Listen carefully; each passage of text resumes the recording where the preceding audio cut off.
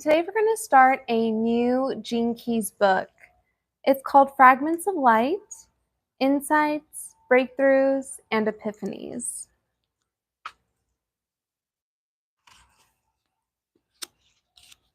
Fragments of Light, Chapter 1. The Path of Awakening. The path of awakening is a journey that everyone will eventually take at some point, even if not within this lifetime. Just one insight can trigger a moment of awakening, and with each step, another layer falls away as we open and remember a little more. The path is made up of many small steps, but occasionally we will take a giant leap and experience the transcendence and elation of an epiphany. The world needs fully awakened beings because only they can catalyze more and more people to awaken. I believe that there is no greater service to humanity than this. No man is an island. When John Donne, the English poet, wrote, "No man is an island," he was saying that we are all interconnected and that we depend on one another. His words have been used and quoted ever since, although some people nowadays prefer to say, "No human is an island," to be politically correct. Donne's point is that we are all connected as we follow life's journey together, even though we are all at different stages on the path of awakening. When you are walking that path, you begin to see at a higher level, and you remember and hear things in a completely different way. You can still relate to people on an everyday level, but when you look at the universe, your worldview opens up and starts to look different. You start seeing things through your heart, and thus you come in time to remember your greater being.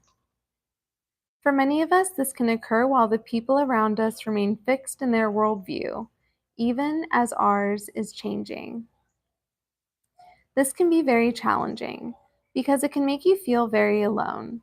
You may even be tempted to think, "I need to move away from all these other people who are still asleep and find people who are on my wavelength." Thank you so much for the like, which would be absolutely understandable.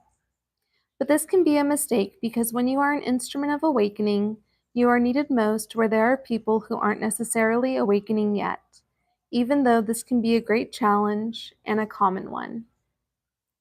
For your awakening to become consistently powerful, it needs not to depend on your environment, but to be strengthened from within. There is nothing like being surrounded by those who do not share your worldview to help you refine and polish the lens of your awareness. I say this to encourage people whose families perhaps do not awaken or do not understand them, or perhaps even whose friends are very different and hold very different worldviews. That is perfectly normal, and it can even be rather wonderful. I spend a lot of time surrounded by people who do not share my worldview and who do not really know anything about the Gene Keys. Many of them do not know about these spiritual things and are not inspired to know more yet. This doesn't stop you loving them. That is the thing. You can love someone without having to impose your worldview on them. You can just be the field so that you are always ready to have that conversation with them if they want to. If they don't, then you just love them where they are at. You let them learn through their own experiences and suffering, in their own way. In time, they will come to their own spiritual views, maybe not in this life, but they will eventually. You can take comfort from the fact that you are not alone. No man is an island, no woman is an island. You may be placed on an island, and if you are, then you probably have a job to do on that island. Obviously, when we look around, we see that for the most part, the world does not share a more spiritual worldview yet. An expansive, open-hearted, truly optimistic worldview. When you look at the world headlines and the world stage, for example, you are not seeing the whole picture. You are seeing a tiny fragment that is being endlessly repeated in a negative light. If you were to see the big picture, if you were to go into the cells of your being, you would see the true memory that everything is woven of light, and that everything is moving from light towards light through love. Thank you so much for the like. If everyone could see that, then the world would be different. One day, the world will be different. Yet for the moment, many people do not see that. They Vietnam vehemently vehemently defend their worldview. I always get stuck on that word. And they often feel deeply threatened by those who, as they see it, have an idealistic, dreamy, or naive New Age worldview. So it's important to relax and realize that this is all quite normal when someone is defending their own worldview. In summary, I would say to be careful about defending your worldview. Allow it to just permeate the worldviews of others. The moment that someone gets uncomfortable, just be empathetic towards them. You do not have to hide what you feel or who you are, but start to listen to others and let their worldview just be what it is. Be the example of the good listener, the one who has eternal patience. It has taken you many lifetimes to be able to start to awaken. Allow others that same grace. In their own time, they will come to it. In the meantime, just love them. That in itself will create the field that makes anything possible for them and for you. You are not alone. There are many of us, and we are catching fire all across the globe. Soon, in a few hundred years or a few thousand years, the world is going to look very different through the worldview of awakening. The Uptight Buddha. The Uptight Buddha is a mischievous title, and it is inspired partly by a friend of mine, a very awakened being who happens to have Parkinson's disease. As he observed himself and his Parkinson's, he noticed that it does not affect his journey of awakening in any way, but it makes his body uptight. He has a tightness and a quivering, an energy field that he has inherited in some way. He refers to it as the uptight Buddha, which I think contains a very deep piece of wisdom. We often think that we have to be perfect, and we think that the field of awakening, or the Buddha principle, is a very blissed out person sitting in perfect awareness of all that is, and that everything is idyllic. But it is not always that way. Hi, Jose. We have to deal with whatever comes along in life. Yet, like my friend, it does not have to affect the awakened clarity of our inner nature.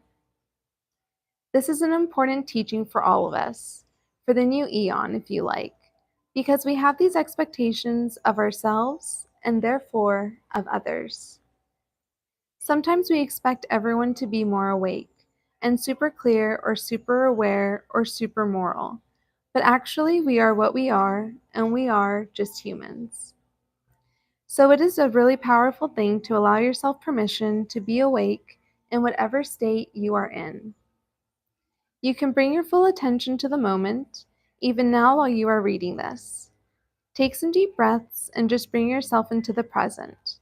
Right now in this moment, you are as awake as the most exalted being, as Buddha, as Christ, because you are in perfect presence with whatever stuff is going through you. This is the uptight Buddha, because sometimes we are a rolling passage of consciousness that is unfinished, incomplete, moving, and striving towards perfection, and yet we may never get there. If we did get there, what then? One day, of course, all consciousness will attain that perfection, but then it will be done, the movie will be over, and something else will be born and will begin.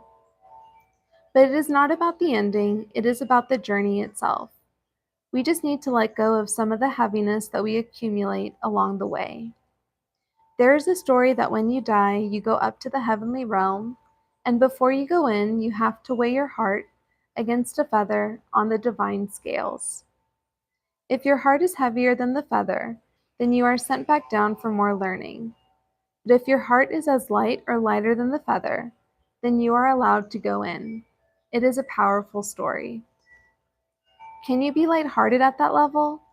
With the world as it is, with all the chaos, crises, questions, and worry about the future, with all the difficulties that we face, the divisions and the opinions, can you maintain lightheartedness?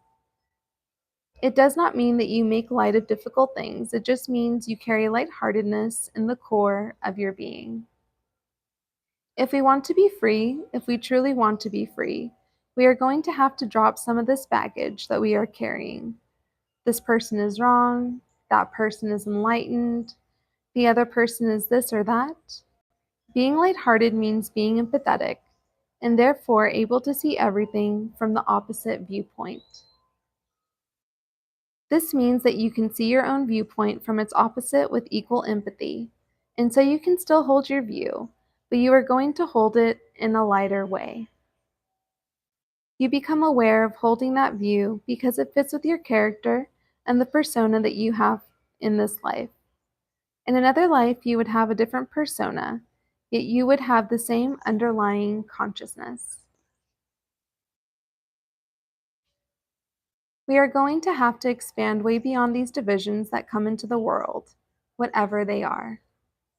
Wherever our opinion settles, wherever our view lands, we have to hold it lightly. And this is where the whole of humanity is, in a sense, in the uptight Buddha stage. And we have to hold this stage that we are in as lightly as possible and see that we are going to move through it. We are going to move progressively into transcendence. It is a journey, and the bliss and awakening in that journey are in how we get there, not when we get there, because every step is precious. Being in the eternal present moment that the mystics continuously remind us of is the only thing that keeps us safe. It keeps us in the hub, the center of the wheel, and then we do not get lost in the spokes. The spokes are all the different machinations, divisions, possibilities, and viewpoints, with each spoke looking from a different place. It is wonderful to travel around some of those spokes and see through them, and yet we also need to be the one in the center, in the hub which does not move and which never changes. Wherever you are at in your being, in your body, your emotions, your relationships, your community, your job, your business, your purpose or lack of purpose, you can be an uptight Buddha if you have to. It is all right. It is okay to be right where you are. You are needed there. But be there with awareness and contemplative mindfulness, and be there with love and acceptance of yourself. Then you can soften and yield into that presence, whatever comes up, whatever shape your life is currently taking. You will take a lot of pressure off your shoulders because you will stop wanting things to be different from the way they are. Although you may still have that evolutionary urge of wanting to improve and find more peaceful ways of being, it begins with us being right here in the present moment and really embracing it. What a beautiful, simple, and timeless teaching that is. The seed of the present. Consider that every single present moment is a seed. Any project that you begin is contained in the first step, the first moment, and it is seeded with specific forces in that moment. Think about that in relation to DNA. Every cell of our body contains the map of the whole in its DNA. It is all in there. Every cell contains very specific instructions and forces that relate to that cell. Every little iota is a seed. It is the same with us and the same with nature. We are also a seed or an egg, and sometimes outside forces come and they rupture the wall and they shape us. But the blueprint underneath remains unchanged. Our psychology and ideology may change, but these are outside changes. Whatever happens on the outside, our essence never changes. Every single moment contains a seed. Dharma, a Sanskrit term, which refers to the higher purpose of your soul, relates to this idea of the seed, and this too is encoded in every moment. The insight of astrology is that the moment of your birth is also a seed, one that holds specific instructions and forces that will lead to the Dharma being encoded in there as a certain kind of life. Karma decides how that life will be shaped, but the seed is always there in the present moment. Karma is the seed opening up. Our every thought, act, and word is thus a seed that we plant into every living moment. If you think about the universe, the theory from physics is the idea that at the beginning, the universe was compressed into a tiny space. That space was like a seed, and in that seed, the entire universe was waiting, like an acorn with an oak tree hidden inside it. You can apply the same theory to time, because space and time are intricately linked, and if you are going to apply it to space, you have to apply it to time as well. So in the beginning, time was also condensed. Thank you so much for the like. And it is encoded in every single moment. Time is also fractal in the same way that space is fractal. And this is where the idea comes that time is geometric. Every moment that we are alive, we are living in a moment that has grown from the past, and we are transmuting that seed of the past all the time. Whether it was traumatic or whether it was good, whatever it was, we are continually transmuting the seeds of the past that we have sown. So in every moment, we have the opportunity to completely reset our future or to keep it as it is and maintain it through our behavior patterns. Keeping to the same behavior patterns invariably means continuing with the same future. The great insight is that the present moment is the seed of the future. What a different world we would create if we really truly understood that as a species, and if we really understood that our life does not just end at death, but continues on and on. Because our children and our grandchildren are seeds that are growing in turn, and a part of us is inside those seeds as well. Really think about every seed that you sow in your life, every thought, word, and deed, how you think of people, how you speak to people, and the decisions you make. Every single one of those things is a seed that you are planting in the universe, and every single one of those moments will sprout.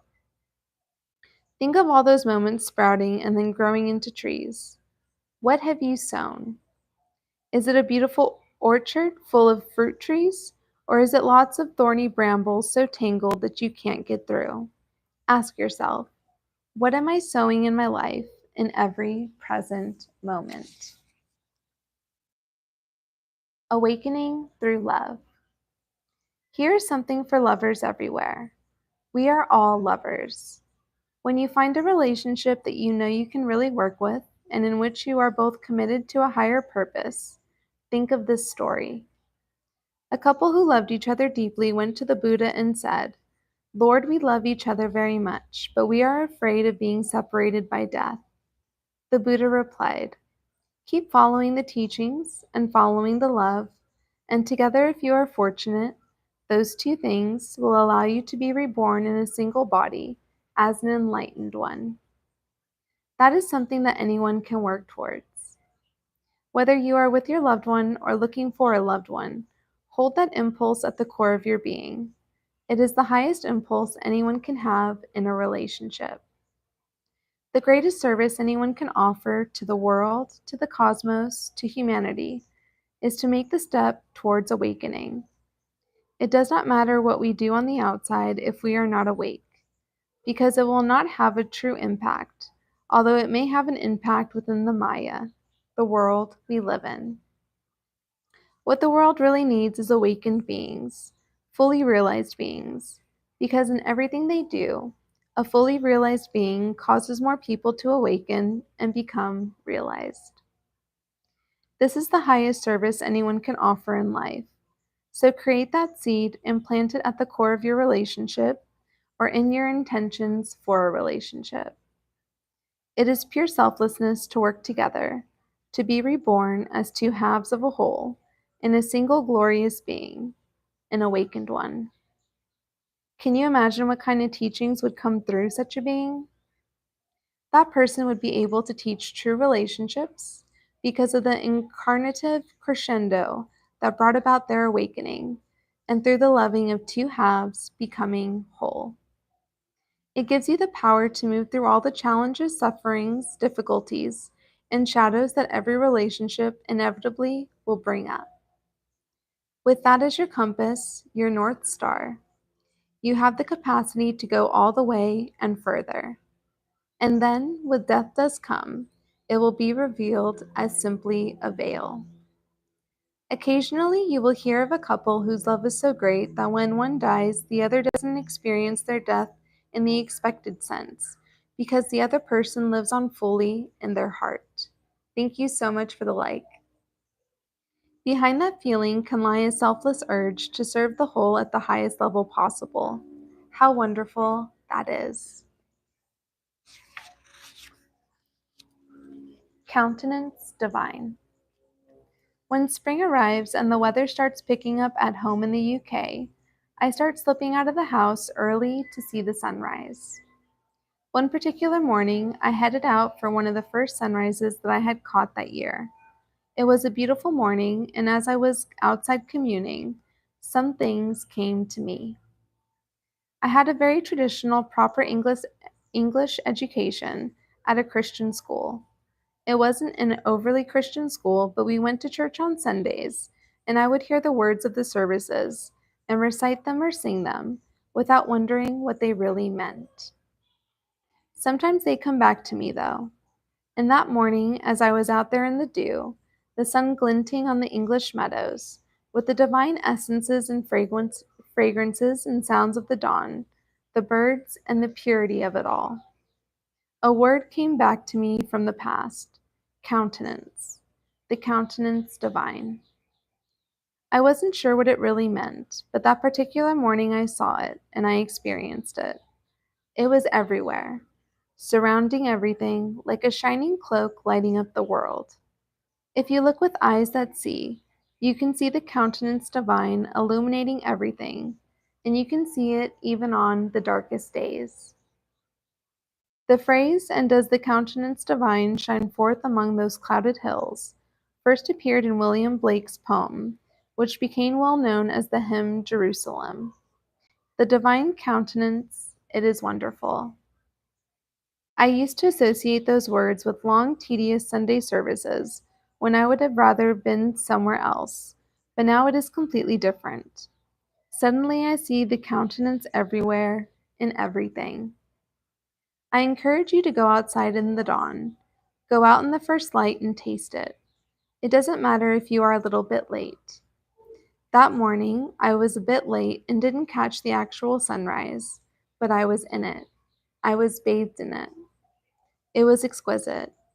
It is the ultimate spiritual practice to meet the sun at sunrise, to gaze at it just with your peripheral vision if it is too bright. Take it into your bones, take it into your being, and let the countenance permeate your cells, your skeleton, all the layers of your being. You will find that the more you do it, the more it will resonate with the inner sun inside you, and it will completely change your day. So go out and enjoy the countenance, the divine countenance. Sword of knowledge, chalice of wisdom. It is very easy for someone like me to be misunderstood. I often am, particularly by people who don't really have a spiritual impulse inside them, or at least not one that they have discovered yet. And then they look at what I am doing with the teachings of the Gene Keys and wonder, what is it? What is it founded on? It seems so obscure and non-scientific. I don't understand. This is the difference between knowledge and wisdom. The Gene Keys is about wisdom, which is very different from knowledge. The rest of the world, mostly the mainstream, is involved in knowledge, but I am in the business of wisdom. Knowledge is like a sword, and wisdom is like a cup or chalice. The quest for knowledge is proactive and goes after what it wants. It uses the mind and dissects in order to understand things. It is endlessly exploring and endlessly hungry, wanting to understand things and put them together and make sense of them. It is the basis of science, of anything that is mental in nature, that involves understanding life and the things around us. We do not even think about it because we live in a knowledge society, on a knowledge planet. Wisdom is very different because it does not go out there to cut things open to try to understand them. Wisdom comes through revelation, and revelation is something that opens up inside us. It involves waiting for things to be revealed from the inside out. Wisdom is something you imbibe. You drink of its chalice, and to drink of it, you have to really taste it. You have to listen to life, empathize, be silent, switch off the mind, and then wisdom comes through the whole being. Wisdom arrives and arises and flowers within us as a revelation, which is very different from the seeking and acquiring of knowledge. Wisdom alights, and it does not have the same taste as knowledge because it is an ever-flowing source of nourishment for the soul. It does not answer all the questions which come from the questing part of the mind, but it does quieten all the noisy questions. That does not mean that they go away forever, but the questions are not as important as the wisdom, because wisdom brings balance. Balance is what we need in order to make clear decisions so that we can live a fulfilling life. You can have wisdom without knowledge, and you can have knowledge without wisdom, but it is best to have a balance of both. There is a natural hierarchy, however. So if you put knowledge before wisdom, it is putting the cart before the horse, and it will never work. You will not get anywhere until you put wisdom before knowledge. Wisdom will bypass the mind and go straight to the source of being, which is something more mysterious and is more to do with silence. Wisdom thrives on mystery, and there is no end to the mystery of wisdom. There is nothing in wisdom that wishes to solve the mystery, because wisdom knows that the mystery cannot be solved by seeking with the mind. It can only be imbibed and embodied until we become part of the mystery. And when you become the mystery, everything in your life comes into balance. You then have lucidity in your mind because you are drawing from all elements of the cosmos, and you are fed and nourished by something that goes far beyond knowledge. Correct understanding of the two spheres of knowledge and wisdom, and how different they are, is really important. When you look out in the world and you see people engaged only in the path of knowledge, you know that somewhere deep within them, they are always going to be unhappy and unfulfilled. They may have moments of happiness like we all do, but until you can tap the source of wisdom, you can never slake the thirst that the mind has. You can never feel the engagement of that eternal spirit inside you, because wisdom is infinite, and knowledge cannot encompass infinity. It cannot possibly ever crack the chestnut of mystery that is infinity.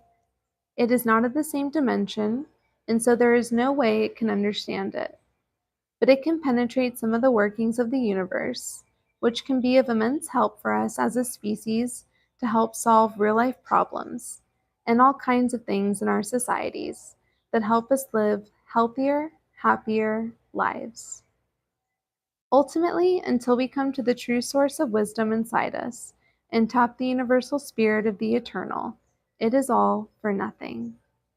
Because we are just rats in mazes, chasing our own tails and forever trying to solve problems that are rooted in a much deeper place inside us, in the divine feminine, in the chalice. So it's best to have both. Carry the sword of knowledge, but drink first from the chalice of wisdom, which is in your body, your being, your spirit, and is something beyond words. It is felt in the deep silence of the night, in the silence between words, in between the dreams of this world, the hopes and wishes and yearnings that humans have. Underneath all of that lies wisdom. Contemplation is a technique and an art that shows you how to drink from the chalice of wisdom. And then everything else comes into its own balance. Knowledge and wisdom, sword and chalice, carry them both with equal vigor, love, and appreciation.